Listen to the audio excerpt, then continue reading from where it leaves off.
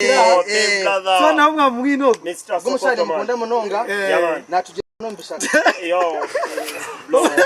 echo kama credit ya fure nyunguri ombinyase direct aho agambira yaje mazina video yawa nana bashoboriro ko mishiya kuri umwana wanje munonga. This one is my best friend and he's a big man. So it's called Mr. Sokoto. Uganda wajerezo ku promoting each audio hona history nuwe bari munonga Sokoto Uganda yaman kwata director kandi mwerekezi director omushamugufu wari kusinga mu rurembo rwambara ko gatumutwa no munyangore. Big up my brother, big up my friend.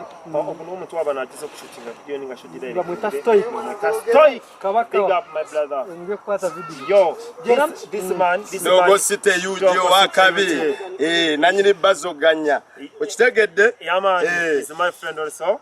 Now we have our own video. Big up, let's go guys, let's go. This guy is also my manager. No muntu rugeze kuteka makasente ukora byona.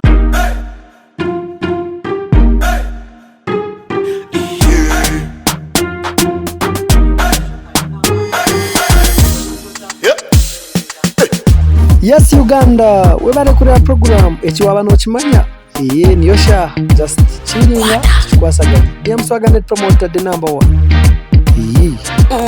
kulubuta selecta kulubuta ningale kale